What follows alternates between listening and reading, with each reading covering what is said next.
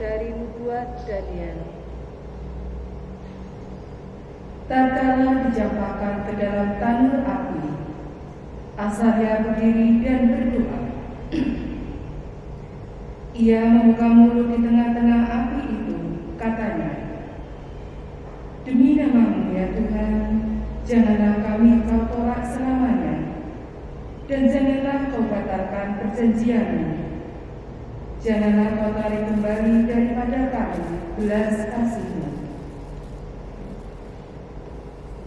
Demi Abraham kekasih-Mu, demi Ishak hamba-Mu, dan demi Israel orang suci-Mu, yang kepadanya Engkau telah berjanji memperbanyak keturunan mereka menjadi laksana bintang-bintang di langit dan seperti pasir di tepi laut.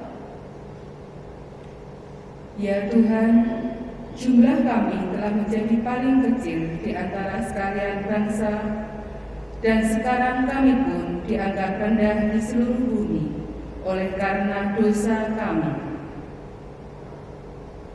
Dewasa ini pun tidak ada pemuka, nabi, atau penguasa, tiada kurban bakaran atau kurban sembelihan, kurban sajian atau ukupan. Tidak ada pula tempat untuk mempersembahkan buah bungaran kepadamu dan mendapat belas kasihan. Tetapi semoga kami diterima baik, karena jiwa yang remuk redam dan roh yang rendah, seolah-olah kami datang membawa kurban domba dan lembu, serta ribuan anak domba tanggung. Demikian hendaknya kurban kami di hadapan-Mu pada hari ini berkenan seluruhnya kepadamu, sebab tidak dikecewakanlah mereka yang percaya kepadamu. Kini kami mengikuti Engkau dengan segenap jiwa dan dengan takwa kepadamu, dan wajah-Mu kami cari. Janganlah kami Kau permalukan, tetapi perlakukanlah kami sesuai dengan kemurahan-Mu dan menurut besarnya belas kasihan-Mu. Lepaskanlah kami sesuai dengan perbuatan-Mu yang ajaib, dan nyatakanlah kemuliaan nama-Mu, ya Tuhan.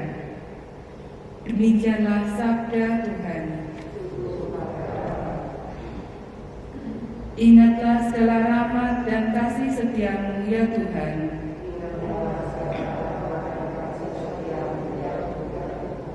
Beritahukanlah jalan-jalan-Mu kepadaku, ya Tuhan. Tunjukkanlah lorong-lorong-Mu kepadaku. Bawalah aku berjalan dalam kebenaran-Mu, dan ajarlah aku, sebab Engkaulah Allah yang menyelamatkan daku. Ingatlah segala rahmat dan kasih setia-Mu, ya Tuhan. Ingatlah segala rahmat dan kasih setia-Mu, ya Tuhan, sebab semuanya itu sudah ada sejak purbakala. Ingatlah kepadaku sesuai dengan kasih setia-Mu, oleh karena kebaikan-Mu, ya Tuhan. Ingatlah segala rahmat dan kasih setia-Mu, ya Tuhan. Tuhan itu baik dan benar, sebab itu Ia menunjukkan jalan kepada orang yang sesat. Ia membimbing orang-orang yang rendah hati menurut hukum dan mengajarkan jalannya kepada orang-orang yang bersahaja. Ingatlah segala rahmat dan kasih setia-Mu, ya Tuhan. Amen.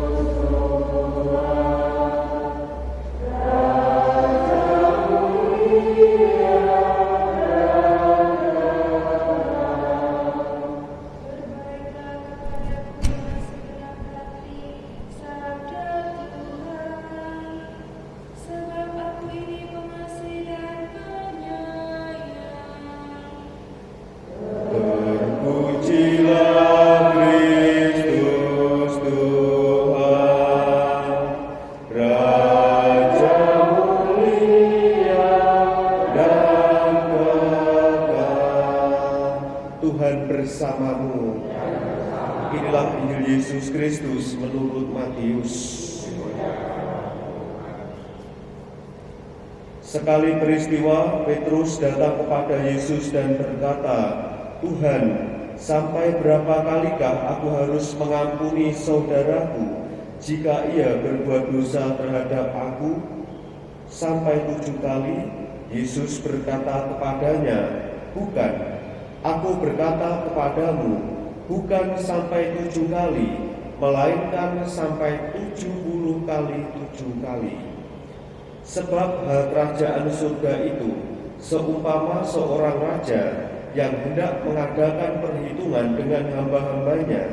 Ketika ia mulai mengadakan perhitungan itu, dihadapkanlah kepadanya seorang yang berhutang 10.000 talenta. Tetapi karena orang itu tidak mampu melunasi hutangnya, raja itu memerintahkan supaya ia dijual beserta anak istri dan segala miliknya untuk membayar hutangnya.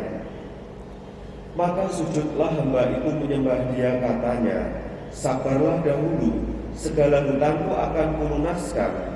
Lalu tergeraklah hati raja itu oleh belas kasihan akan hamba itu, sehingga ia membebaskannya dan menghapuskan hutangnya.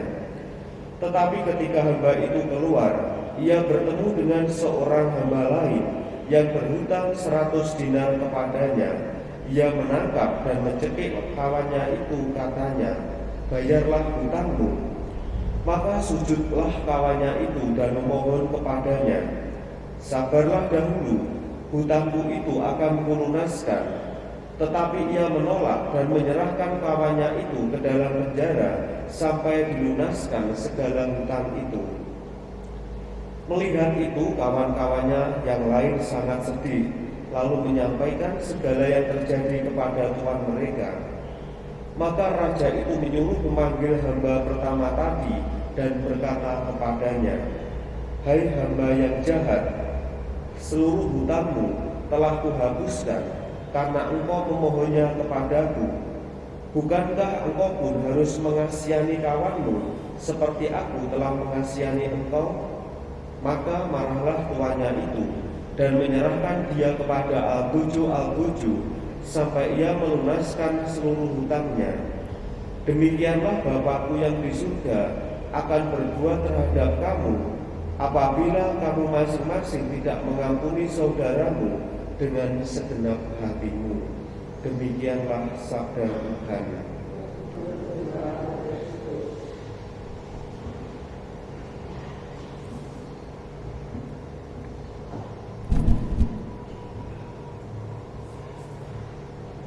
Saudara-saudari yang terkasih, pengampunan, belas kasih, dan kemurahan hati merupakan ciri atau spirit yang dibawa oleh Yesus ketika dia berkarya untuk mewartakan Injil.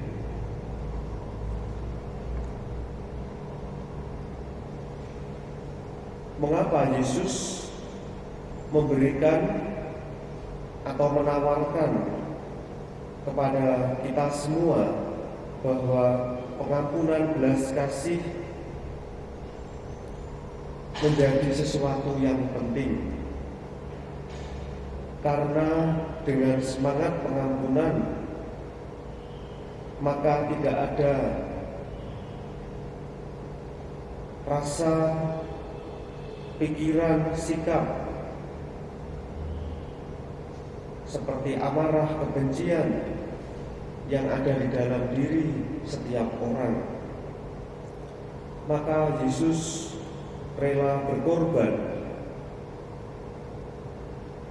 melalui kayu salib untuk mau memberikan suatu teladan bahwa pada akhirnya Yesus sendiri juga memberikan pengampunan kepada setiap orang yang telah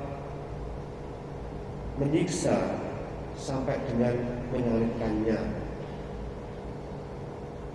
Saudara-saudari yang terkasih, ketika Yesus memberikan tanggapan atas pertanyaan Petrus. Sampai berapa kalikah aku harus mengampuni saudaraku jika ia berbuat dosa terhadap aku? Yesus memberikan suatu tanggapan bahwa mengampuni itu tidak bisa dihitung. Mengampuni itu tanpa batas. Inilah yang menjadi suatu apa yang diajarkan Yesus kepada kita semua, bahwa mengampuni tidak lagi bukan soal perhitungan. Kamu bersalah kepada saya 2 kali, maka saya akan mengampuni 2 kali dan seterusnya. Bahwa ternyata mengampuni ini sebagai suatu sikap atau spirit, melepaskan, menerima, berdamai dengan segala sesuatu yang ada di dalam diri kita kepada orang-orang yang melukai, menyakiti, dan sebagainya. Dan tentu apa yang diajarkan Yesus ini bukanlah sesuatu yang mudah, karena kita sebagai manusia sering masih memiliki rasa ingin balas dendam, rasa benci, amarah, dan sebagainya. Maka hanya pengampunanlah yang bisa memberikan suatu kekuatan, memberikan suatu dorongan untuk mengampuni seturut dengan apa yang diajarkan Kristus sendiri. Saudara-saudari yang terkasih, apa yang disabdakan Yesus menjadi panggilan dan undangan bagi kita semua. Apakah sebagai murid-muridnya di dalam diri kita sudah memiliki jiwa pengampunan? Apakah kita sebagai orang-orang Kristiani sudah memiliki semangat berbelas kasih kepada sesama kita? Dan semoga melalui sabda Tuhan kita diingatkan kembali bahwa identitas dan ciri sebagai orang Kristiani yaitu mengikuti Kristus sendiri yang senantiasa memberikan pengampunan dan belas kasih kepada setiap manusia.